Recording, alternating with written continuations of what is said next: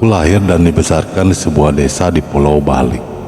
Sekitar 30 tahun yang lalu, saat itu aku masih anak-anak berumur 10 tahun. Zaman itu sangat umum di kalangan kita istilah lea atau jadi-jadian manusia yang punya ilmu hitam dan biasanya nenek-nenek tua.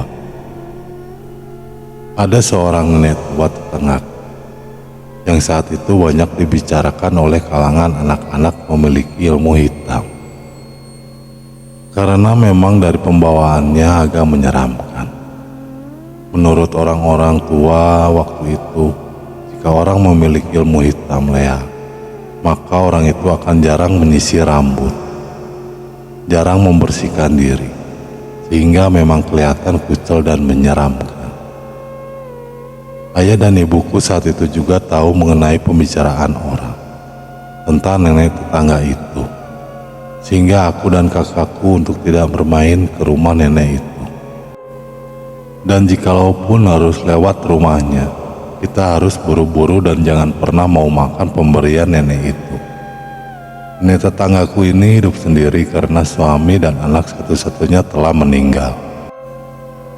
Dari cerita orang-orang di desa, suami dan anaknya meninggal karena ditumbalkan untuk menaikkan tingkat ilmu hitamnya. Mereka memang meninggal dengan cara yang ganjil. Misalnya suaminya meninggal karena jatuh dari atap rumah. Dan begitu juga anaknya.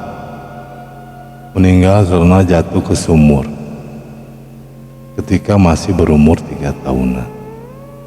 Oleh karena itu, nenek ini agak dikucilkan dan anak-anak seumuran kita takut untuk lewat rumahnya. Karena memang terkesan angker, dan wajah nenek ini memang menyeramkan kalau diperhatikan. Suatu malam karena ada suatu perayaan di desa, diadakan pertunjukan wayang kulit di pusat desa. Aku dan kakak laki-laki menonton pertunjukan wayang ini.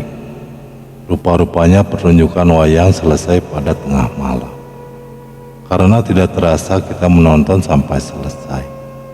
Saat mau pulang, aku sudah merasa takut karena kita harus lewat depan rumah nenek tetanggaku itu. Aku sudah bilang pada kakakku, mungkin kita ambil jalan memutar saja. Kakakku menenangkan tidak apa-apa, karena kita berdua mungkin tidak akan terjadi apa-apa.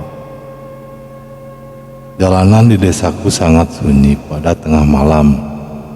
Orang-orang yang menonton wayang memang sudah pulang ke rumah. Dan kebetulan tidak ada yang melewati jalan yang sama denganku. Aku dan kakakku berusaha tenang saat kita hampir melewati rumah nenek tetanggaku itu. Di depan rumah nenek ini ada pohon rambutan besar sekali, dengan ranting-ranting dan buahnya kadang menjuntai ke jalan. Aku masih ingat waktu itu musim rambutan dan buah rambutan menjuntai ke jalan. Tapi kita tak berani mengambil buah rambutan satu biji pun karena takut sama nenek ini. Singkat cerita, waktu itu terasa bulan purnama dan kita pas berada di depan pagar nenek itu. Jalanan memang tidak begitu gelap karena pantulan sinar purnama. Kita waktu itu masih bisa melihat bayangan cabang pohon rambutan bergoyang diembus angin malam. Kita masih bisa melihat buah-buah rambutan ranum menjuntai di cabang pohon rambutan. Kakakku memang agak nakal. Saat itu kita melihat seperti ranting dari sebuah cabang menjuntai. Dia melompat dan menarik keras ranting. Mungkin karena keingintahuan dia. Tiba-tiba makhluk besar seperti monyet jatuh tepat di depan kita sambil bersuara keras sekali. Sangat begitu menyeramkan. Dan dengan cepat melompat kembali ke dalam pagar rumah nenek itu. Kita pun sontak kaget, ketakutan dan lari tunggang langgang. Napas dari lari ketakutan ke rumah kita dan membangunkan ibu dan bapak. Lalu kita pun menceritakan kejadian yang baru saja terjadi Bapak saya cerita kalau orang yang punya ilmu hitam atau leak bisa berubah dirinya menjadi monyet. Dan karena malam itu kliwon dan purnama, mungkin mereka ingin menikmati malam. Karena mereka lebih banyak hidup di malam hari, terutama tengah malam. Ibuku memercikan air suci tirta ke kita, dengan harapan kita tidak kena pengaruh ilmu hitam leak. Hari berganti. Aku memang tidak pernah melihat nenek itu di sekitaran rumahnya.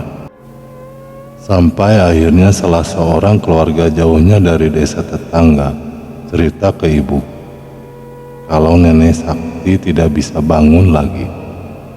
Dia cerita kalau tulang punggung nenek retak karena jatuh.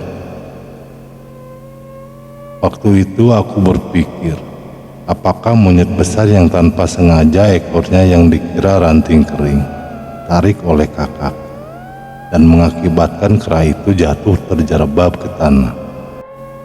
Terus terang, tidak ada hutan di sekitar desa, dan agak mustahil ada monyet besar berkeliaran di desa, apalagi malam-malam.